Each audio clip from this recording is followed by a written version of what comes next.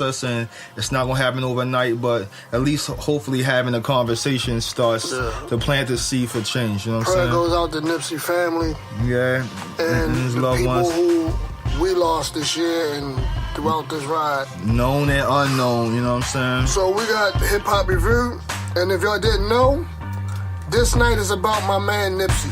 So we're gonna shout out, salute to Nipsey Hussle. You know what I mean? Yes, sir. Peace.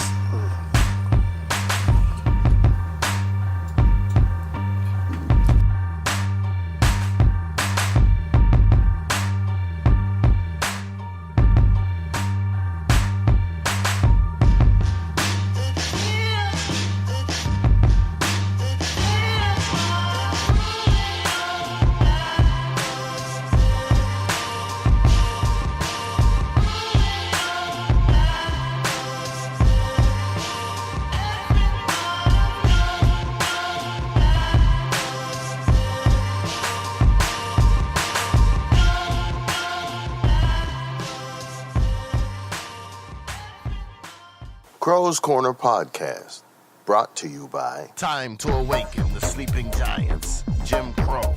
Check Jim Krow online at jimcrowmusic.com. Like the Facebook page, Jim Krow, and also like the Crow's Corner Podcast page. To check the rest of our music, click the SoundCloud logo on the upper right corner. You know this Jim Crow thing, more than beats and drag, more than self-glorified ignorance, that I heard of that. Jim Crow, no. Original Wahamiyd, I happened to have on a ring with his initials. That cleared it up. Believe in self when I ain't had no one else. I broke the stereotype. This is just a prototype. Focus on the classics. Criminal minded, thoughts timeless. Brought up in that wasteland, no water toxic. City Mad Max, and this is IMAX. And then push your wig back, and the blood will flow through the cracks of the pavement. I rose from it. When nights get colder than the homeless, anemic. Enough water in the hood to make you seasick. Even with glaucoma, I see sick. Waited for the tide. I didn't jump ship, but some backpedaled in whitewater. We drowned in Katrina. Choppers, castles, and FEMA. A daydreamer. Words fill pictures like reading real scripture. All seeing now, the sword of the nice Templar. Perception got darker than the stillbirth retina. I'm immaculate, Ray Charles with tunnel vision. The blind leading the blind, head-on collision. Came out of like Kanye, determined under the eyes of God. I pray to see stars, but not the ones on Broadway, but the ones surrounding Mars. Visionary Mark Repco, I can't let a day go without just seeing the pain in my artwork. Picasso.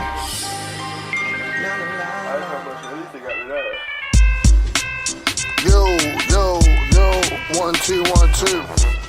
Back on the wheel again. still. It's your boy Adam L. If lyrics can kill.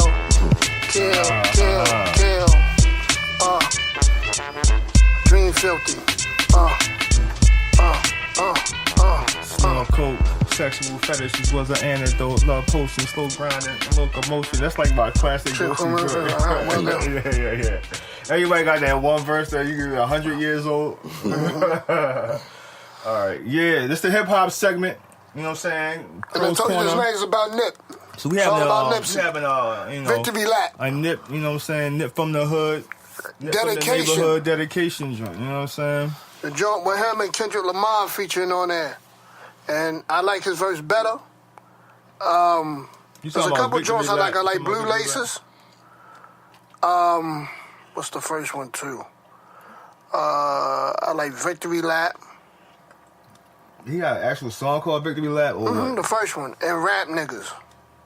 I ain't like none of you rap niggas. I like that joint. Yeah. I mean, no doubt, like, he definitely had a, he kind of remind me of a Snoop in some kind of ways, you know what I'm Baby saying? Snoop. It's ironic you say that because he supposed to been doing a movie with, a documentary with Master P, and he was asked to play Snoop Dogg's. He was asked to play Snoop Dogg. Young Snoop Dogg, yeah. Mm-hmm. He kind of resembles Snoop in a lot of ways, too. Funny that you say documentary, because I did want to mention this since we're talking about Nip. The Dr. Sebi. Nip was doing the documentary. This part of the thing that makes his legacy so outstanding is that he was working on a legacy in which he was creating a documentary about Dr. Sebi. And if y'all don't know who Dr. Sebi is, and then correct me if I'm pronouncing his name wrong, because I don't know, Sebi, you know what I mean? Who was a doctor, an actual doctor, who through his research, he wouldn't practice. But he knew medicine, and he wasn't formed in the sciences of medicine. You know what I mean? And he created, allegedly a cure for what was it, Gov? HIV, just about everything, herpes. Yeah, but I'm not gonna say allegedly. But he did.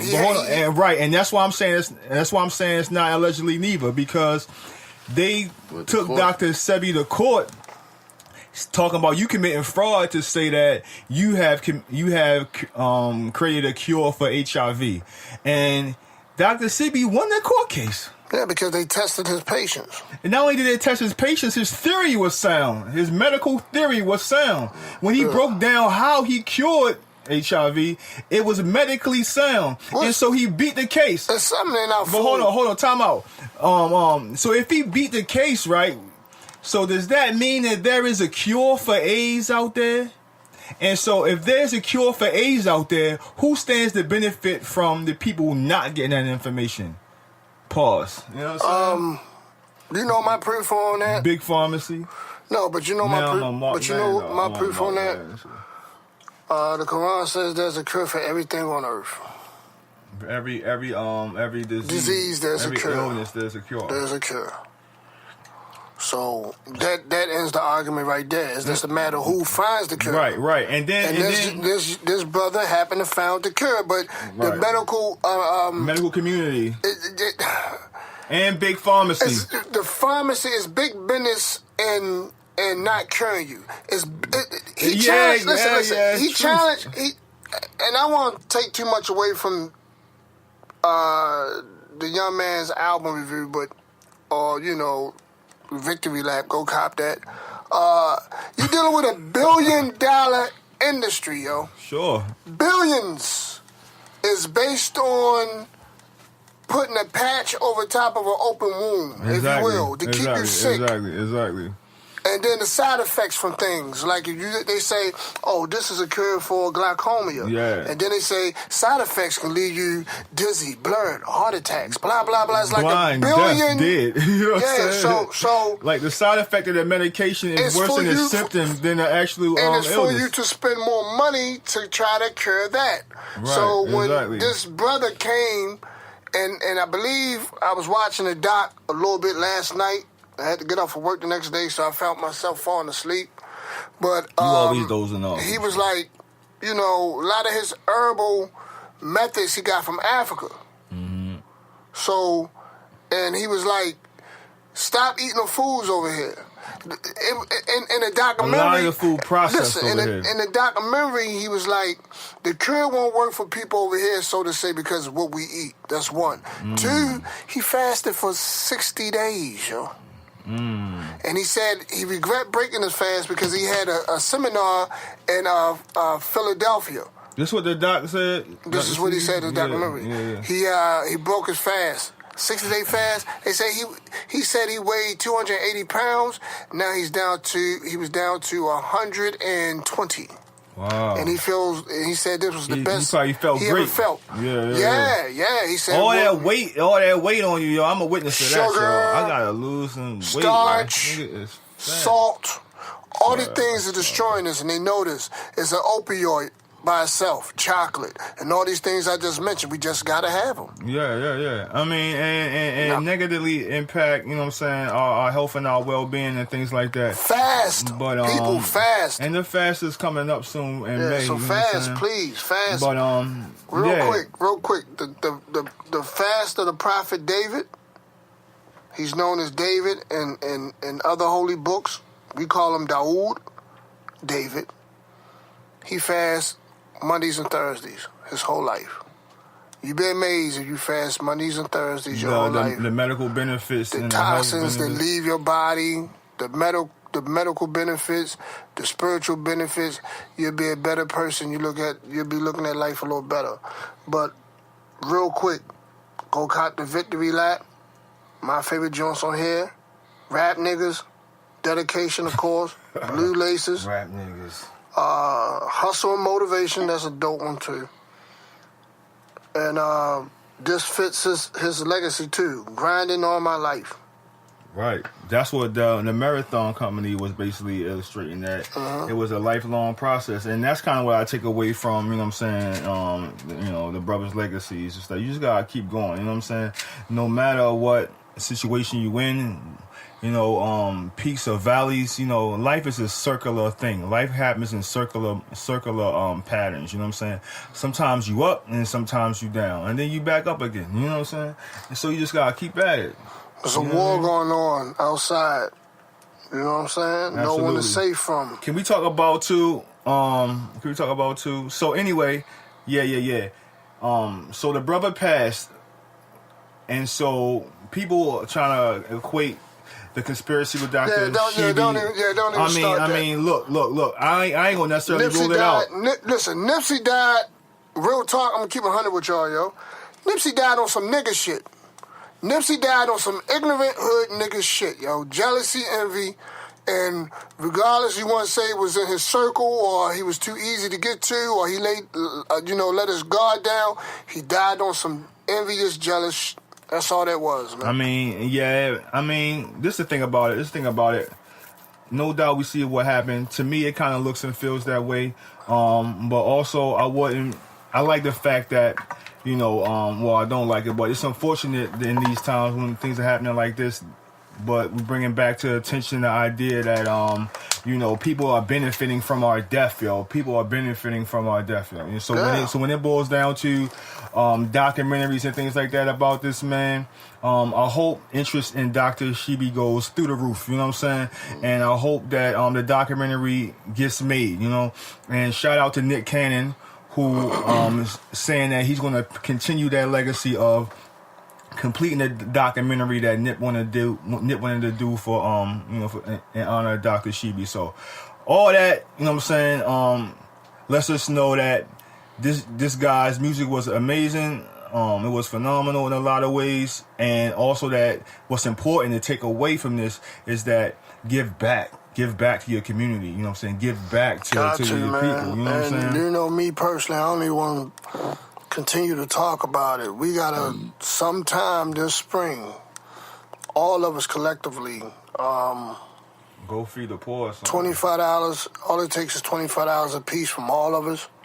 We go to Artie's or whatever, and, we'll have, we just buy a catering. Yeah, we just buy a catering service and post up somewhere downtown or whatever and feed the poor. Just feed people, you know what I'm saying? Because at the end of the day, hungry, people eat. Hurt, everybody's hungry. Everybody. You know what I'm saying? And we gotta eat. Everybody gotta eat every day, you know what I'm saying? So we kind of took a sidebar, but a notable sidebar. I'm down with that sidebar.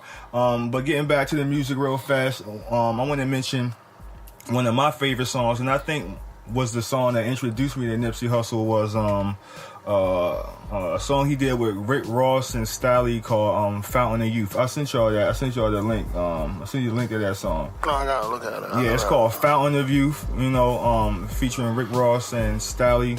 And the beat is amazing, the verses are amazing, and I'm like, yo, who was this third guy? I never heard of the third guy before, and it was Nipsey, you know what I'm saying? So I was like, okay, I'm working with something, you know what I mean? That's one of my favorite joints. You never heard that? Check out Fountain of Youth. Rick does his thing, Stalley does his thing. There's a joint that he featured on Jadakiss last album, Top 5 did on live, that joint tight too. Oh yeah, featuring Nipsey, yeah. Well, that ends our segment. We go to the last one, Eating Krows, and I already know who I got. Since this night is about Nipsey, Eric Holder. You eating crows. Eric Holder, sir, you eating crows, sir. You about to catch it, yo. You about to catch it. You eating crows. All right.